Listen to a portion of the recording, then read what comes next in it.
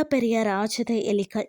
நீங்க கேள்விப்படாத ஆச்சரியமூட்டும் தகவல்களை பார்க்கலாம் வாங்க. எலிகள் பொதுவாக மெல்லிய கூர்மையான தலை, பெரிய கண்கள் மற்றது வெளிர் நிறமான மெல்லிய ரோமங்களை கொண்ட காதுகளுடன் காணப்படும். அவை பார்த்தீங்கன்னா மிதமான நீளமான கால்கள் மற்றது நீண்ட கூர்மையான நகங்களை கொண்டு காணப்படும். உலகின் மிகப்பெரிய எலி இனங்கள் குறித்து நாம இன்றைக்கு பார்க்கலாம். இந்திய பெருச்சாளின்னு சொல்லுவாங்க.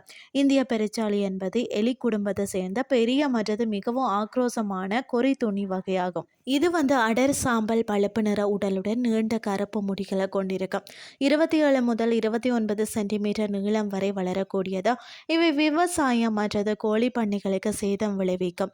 பெரிய அளவிலான வலைகளை உருவாக்கும். அது மட்டும் இல்லாமல் நீந்துறதுல மிக திறமையானது. இவை வங்காளதேசம், சீனா, இந்தியா, இந்தோனேசியா மற்றது மலேசியா, மியன்மார், நேபாளம், இலங்கை, தைவான், தாய்லாந்து மற்றது வியட்நாம் ஆகிய நாடுகளில் காணப்படுகிறது. மற்றது பார்த்தீங்கன்னா பையெலின்னு சொல்லுவாங்க. ஆப்பிரிக்க ராட்சத பையெலி என்பது ஒரு பெரிய வகை எலியாகும். இது காம்பியன் பையெலி என்றும் அழைக்கப்படுகிறது. இவை 3 அடி நீளம் வரை வளரும். காசநோய் கன்னிவடிகள் மற்றது புறவடி மருந்துகளை கண்டறியவும் திறனுக்காகவும் பயிற்சி அளிக்கப்படுகிறது. இது பார்த்தீங்கன்னா 8 முதல் 10 ஆண்டுகள் வரை உயிர் வாழக்கூடியவை. அடுத்தது பிலிப்பைன்ஸ் பெருச்சாளி.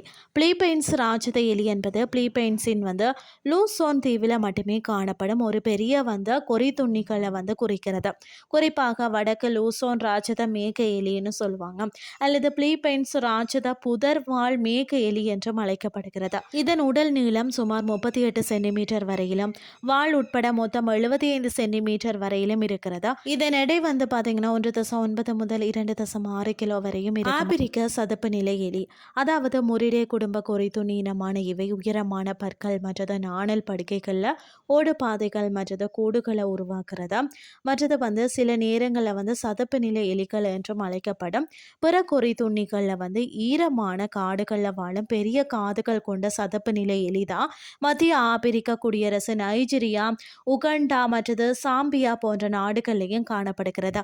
இவற்றின் இயற்கை வாழ்விடம் துணை வெப்பமண்டல அல்லது வெப்பமண்டல ஈரப்பதமான தாழ்நில காடுகள் ஆகும். மற்றது வட அமெரிக்க நீரெலி. அமெரிக்காவின் வடமேற்கு பகுதிகளிலும் தெற்கு கனடாவிலும் காணப்படும் இவைதான் நீரோடைகள், குளங்கள் மற்றது ஆல்பைன் புல்வெளிகளுக்கு அருகில வாழ்கிறதா. இவற்றின் பெரிய பின்னங்கால்களின் காரணமாக தான் சிறந்த நீச்சல் வீரர்கள் போல் செயல்படுகிறது. நீர்மட்டத்தில் அல்லது அதற்கு கீழே நுழைவாயில்களுடன் துளைகளை தோண்டி வாழ்கிறது. இவை தாவர வகைகள், புல், இலைகள், வேர்கள், விதைகள் மற்றது சில நேரங்களில் சிறிய முதுகெலும்பில்லாத உயிரினங்களை கூட உண்கிறதா. அடுத்தது சீன ராட்சத எலின்னு சொல்லுவாங்க. இவை பொதுவாக சீன மூங்கில் எலி என்று அழைக்கப்படுகிறது. தென் சீனாவில் காணப்படும் ஒரு பெரிய எலி இனமாகவும் இவை 4.5 முதல் 8.75 பவுண்டுகள் வரை எடையுள்ளதாகவும் இருக்கிறது.